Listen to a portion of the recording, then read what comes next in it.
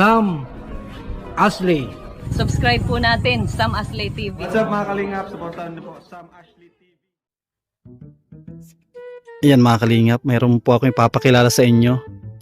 Isa sa mga magiging talent po natin sa ating channel. Alam ko may mga nakakakilala na kay Tambalo kung tawagin dito sa kanila lugar. Pero sa totoong buhay, ano yung pangalan mo? Federico Flores. Yan, si Federico Flores. Gusto niya kayong pasiyahin, patawanin sa pamamagitan po ng ating YouTube channel. Yan, ano yung mga talent mo, Fredo? Newscaster. Wow, kakaiba yan Yes. Parang kagaya ni Noli Di Castro, Yes. si Karin Davila, tapos si Soko. Yan, baka pwede kang magbigay ng kumbaga pambungad sa ating mga viewers kung paano yung pagiging isang newscaster. Magandang umaga sa Radyo DGWD. Walang kinikilingan, walang pinoprotektahan, serbisyong totoo lang. Paul Newscaster, balita, nationwide. Anchor News, Anchor. Magandang araw Pilipinas, ako si Federico. Ito ang pinakahuling balita mula sa iba-ibang bahagi ng ibang bansa. Unang balita, matindi ang pagbaha sa lungsod ng Cagayan de Oro City noong Hunyo 10, 2025 dulot ng malakas na ulan mula sa short wind zone sa isang short araw dala ng sasakyan na inaanod rumagansa sa tubig at ilang residente na iligtas ng resurgir. Samantala, may 13 katao sa Porting Barangay na apektuhan ng bagyong Dalaom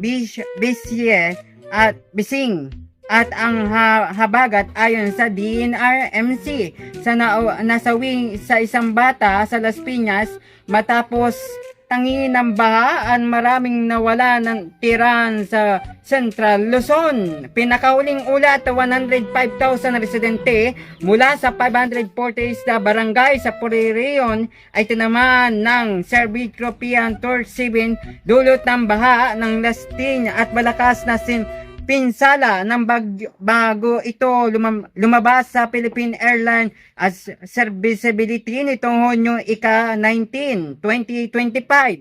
Patuloy din ang pag-apaw ng Marikina River, mapilit ang libu-libong residente na lumikas higit sa 48,000 na katao sa Metro Manila. Naapektuhan din kabilang ang lungsod ng Quezon City at Caloocan at Marikina. Sa Cavite naman, halos sa isang buwan, umulan ng 2 habagat at pinakamalakas na bagyo, Wi-Fi habang na 2 linggo, walang tigil ulan naranasan sa Quezon City. Patuloy ang pagbaha ng mga espektrato, mas malakas na bagyo dahil sa climate change. Ayon sa kabuang, mahigit 1 milyong katao ang naapektuhan ng nakabinsala ng bagyong Rising at ang habagat 6 na itatang sa niwi ng patuloy na pagbaha sa paligid ng Marikina River. Sa kabilang ang malakas na pag-ulan ng patuloy ng pagkasalad sa Jake Recovery Period, Generate Agriculture sa mga baradong charge sa Malulus, Bulacan. Kahit lumubog sa baha, simbahan ng hindi nadala ang sakuna sa kanilang pamahalaan. Samantala, ayon sa Pag-asa, inaasahan ng 11 hanggang 19 na bagyo ang papasok sa Philippine Airlines. Ayon sa visibility na yung taon na pinapahayag ng publiko sa magiging handa lalo sa buwan ng September hanggang December. Sa Laonyong abot sa mahigit 1 bilyong piso ang pinsala ng Puerto Victoria, halos sa 148 na milyong piso na agrikultura dahil sa bagyong Emo at 250,000 na tao na apektuhan. Libu-libong bahay ang nasira. Sa Luzon naman ay 13 katao nasawi na malakas na pagbaha ng dulot ng short monsoon ang pinakamalakas na bagyong Wi-Fi kumplo libo-libong pamilyang nawalan ng tiran. Hindi pa rin naligtas ang Batangas City ayon saan nagsimpindi ng klases lahat ng antas matapos bumaha dahil sa malakas na ulan. Sa Quezon City, provincial na libin ng isda na isakip na matapos mag-drainstead sa karagatan dahil sa malakas na halos at hangin.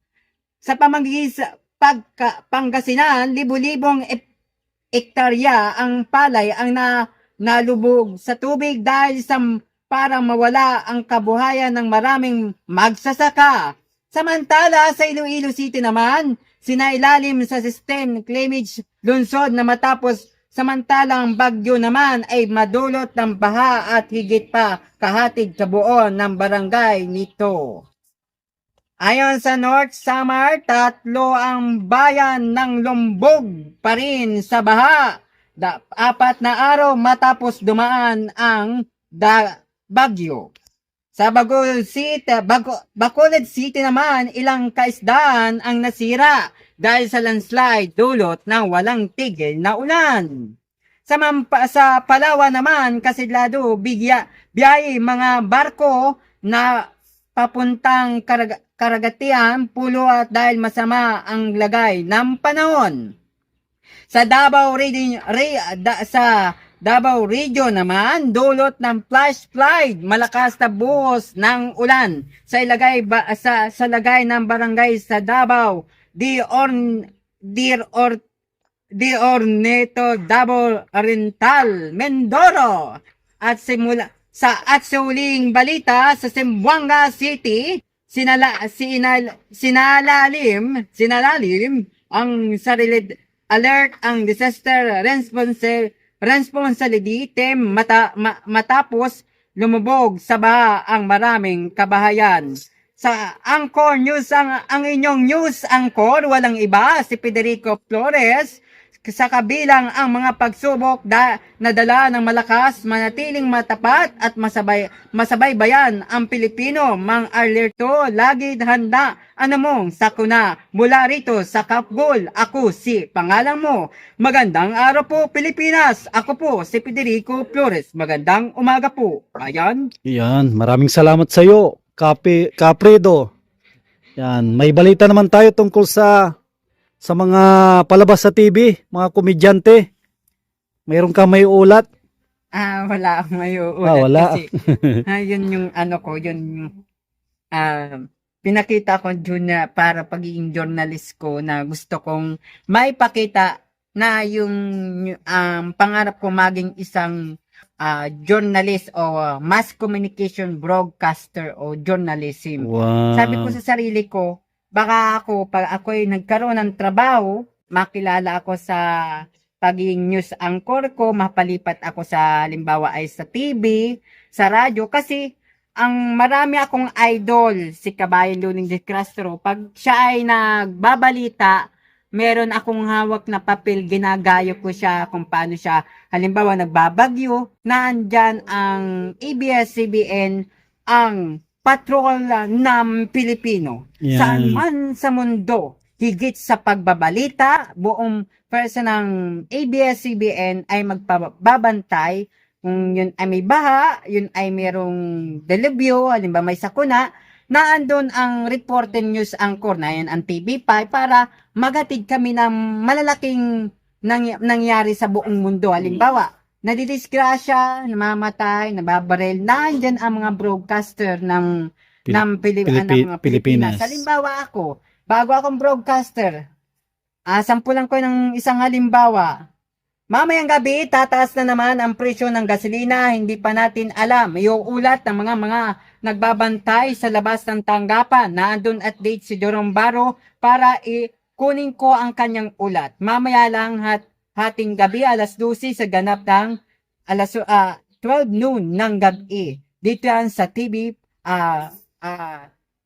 sa DZMM hanggang sa Radio Patrol sa S30. ang DZMM, Radio Patrol, ay nangungunang journalist o balita. Pag may nangyari, halimbawa may nababaril, naandyan ang mga journalist. Kaya sabi ko, maganda pala mayroong journalist, magre-report ka, may babasahin ka. Pero pag ikaw ay nasa TV Patrol na talaga, ang una mong, ang aanin mo doon, ang bubroadcastin mo, halimbawa ito, sampulan ko kayo, news anchor. Magandang, at kasi sa TV Patrol kasi bago ka sumalang, mayroon kang kakabisay na papel, na pagkabisado mo, dapat kabisado, meron yung isang TV na maliit, screen, meron ka doon sasabihin mo, magandang araw po, bayan. Yung boses mo, mataas. Magandang araw, bayan. Ako Yan. po ang inyong newscaster na yung gabi. Yan. Yung pagiging reporting news anchor, may sasalin dun sa TV kasi meron kasing may writer, may director yan. Kasi yung writer, pag sabing 1, 2, 3, action! Yun. Sasabihin sa'yo, magandang araw Pilipinas! Yung boses mo pa lang, nasusunod mo yung writer. Yun. Yung writer kasi, meron siya ditong parang nakalagay, parang headset. Pag sabing pagbilang na andun ka sa TV nasa TV ka, halimbawa ako na andun, halimbawa ay sabihin natin merong isa akong meron akong hawak na papel, babasahin ko yun. Halimbawa sa Marikina, 5 ang patay matapos pinagbabaril na hindi pa nakikilalang muldapper, nagpapatrola Ryan Chua. Yun. Isletibo. Yan, Yung ibig sabihin, yung yung balita ko, naisalin ko dun sa nagbabalita sa labas. Kasi nasa TV ako, meron akong nakalagay na headset sa tainga ko na meron akong May tatanong ako, Kapredo, meron kang idea sa mga OFW? Ano ibig sabihin ng OFW? Ang OFW ay nagtatrabaho sila para magkaroon ng magandang kinabukasan ang mga anak nila. Tama yung sabi ni Kuya Sam, yung tanong niya sa akin, nagits ko rin. Ang mga Pilipino po kasi, pag OFW, minsan sa Qatar, meron diyang malayo tayo sa pamilya, namimiss natin sila. Yan, yun ang... Meron tayo, minsan pag nasa aeroplano tayo, yung nanay ko, yung tatay ko, Umiiyak sila. umiiyak sila. At sasabihin, ay, si Papa, pupunta ng ibang bansa. Para maghanap buhay tayo. At Tama. pagdating ng araw, sasabihin natin, ay, si Papa, nakapagpatayo ng magandang bahay. Dahil sa pagiging abroad niya. Meron akong... May idea ka sa Sa tingin mo, ano yung buhay ng mga kababayan natin doon? Masaya ba? O malungkot? Kasi ang nakikita ko doon sa abroad kasi, malungkot. Malungkot. Kung bakit ko nasabi, Mm. mahirap daw magtrabaho, Mm. malayo sa pamilya. Yung lungkot nila na gusto nilang mayakap yung pamilya nila pero hindi nila magawa. At Yan. sila kasi nagtatrabaho. Pag sila ay nakatutok sa cellphone, gagalitan sila ng Amo. nila. Hindi sila susweldohan ng maayos. Wala na sila maipapadala sa pamilya nila. Ang time lang nila na mag-cellphone tuwing Gabi lang. gabi. Kaya yun ang purpose ko ngayon. Paano mo sila pasasayahin kasi malungkot sila? Baka meron ka dyan na mga joke Ito ang joke ko sa inyo. para sila ay masaya. OFW, sana po mapanood po ninyo ito ha. Ako po kasi mahirap din ako, katulad din ninyo. Nagtatrabaho din ako para makapagtapos, para makapag-aral. Meron lang po akong flip at line kung kayo ay matutuwa sa Yun, pick up line. Kung pwede na po yun, maano ko yung pagod ninyo para makita ninyo ay may isang bata naman nagpadala sa amin ng ganito. Meron akong pipeline kay Kuya Sam. Pick up line, no? Eto. Ketchup ka ba, Kuya Sam? Oo. Bakit? Pwedeng pasawsaw ng hotdog ko. Ay, grabe. Yan, ano, Ka ba? konti. Bakit? Kasi pwedeng palimlim ng itlog ko eh.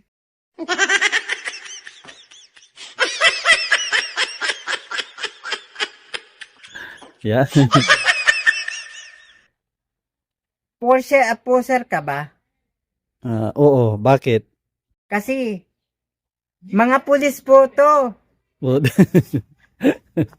Ito ba? Baka mapaano si question. Okay lang. Importante mapasaya natin sila. Kung kahit anong joke, kasi yung mga nanonood, mali natin may magbigay sa iyo ng regalo. I-rate nila yung mga joke mo 1 to 10. Mali may mag-rate ng 10. O mapasaya mo sila. Sila ngayon ay nanonood, nalulungkot. Kuya Sam! Tae ka ba? Tae ka ba? Tae ka ba?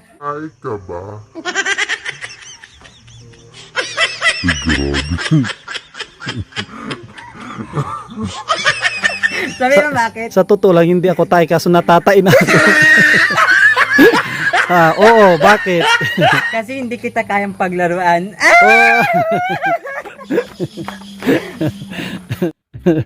Sige, ano yung mga ibang...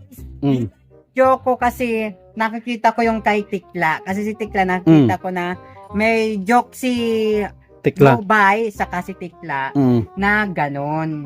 Na ginagaya ko siya, inaaral ko para alam ko yung sasabihin ko, hindi yung pamali. Ibig sabihin, galing kay Tikla yun. Pero yung galing sa'yo, yung originality mo, baka meron dyan.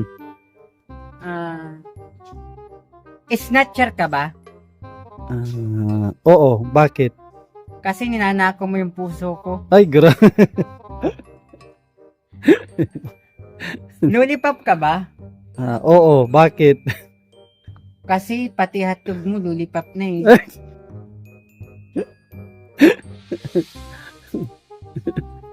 Eto pa, may isang joke pa ako.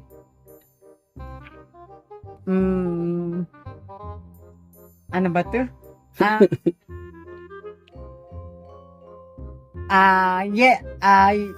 Ano ka ba? Yellow ka ba? Oo, bakit? Sarap mong ipokpok sa pader. Ay, grabe. Guys, yun lang yung ano ko na gusto kong magpatawa sa inyo kasi lang inuna ko nga muna itong i-report ko bilang journalist para makita niyo yung ito po ay hindi ko kurso kasi ang kurso ko talaga BSA Major in Animal Science. Kasi ang nag-aaral talaga nito, pag mass communication ka, mahirap pag-aralan po ito. Dapat marunong ka magbasa ng English. Saka pati po dito sa amin sa Bicol, wala dito mass communication. Nasa DAIT pa po. Yun ang, pag nag-aral ka ng mass communication, pupunta ka muna sa GMA 11 at GMA 7 bago ka maging newscaster. Titingnan ka muna pagiging isang broadcast. Yung pangarap ko parang nawala. Nasabi ko sa lola ko na, Lola, gusto ko maging journalist. Kasi ang isang journalist, makikita mo na andyan ang mga writer, director mo, producer mo, manager mo. Sasabihin sa iyo, halimbawa, katulad Tanong ko, Fredo, bukod pala, Fredo, sa bukod sa joke, meron kang talent sa pagkanta? Wala ko yan sa Kahit may lang? Ang tanong ko sa pagkanta, siya? Sample lang, kahit bahay kubo. Kahit ano lang. Kaso lang ay hindi ko kabisado kasi yung isang Kahit ano lang, yung kahit yung pangako sa'yo, kahit ano lang dyan, yung kaya mo lang. Kahit may lang. Eto. Banat. Baka pa mayroong sabihin na Hindi. mahal mo raw ako. Wag. Yan ang sabi mo na minsan ay malasing tayo. Hindi kita sinisisi, galit ay wala ako. Pare. Naku, ang OA naman. Gusto ko. Sige. Basta sa susunod, maghanda ka ng mga malulupit na talent kasi si Tambalo Alfredo, binlag ko na to ng mga nakarang linggo. Kaso, nabura yung video namin. Baka isipin ng mga iba, hindi ako nag-abot, nagbigay na ako sa kanya nung una. No, nagbigay na ako kay Fredo, alam niya yan. Kaso lang yung video nabura. Kaya ngayon, maraming salamat sa iyo, Fredo. Maghanda ka ng mga magandang joke para mali natin may mga matuwang mga sponsor, ibigyan ka ng ng regalo, no? Yan, paano yan? Mauwi na rin kami. Hapon na. Sige po. Thank you, sir. thank you. Alam ko napasaya mo yung mga mga viewers natin, mga kababayan natin ng mga OFW. Thank you, thank you. Sige.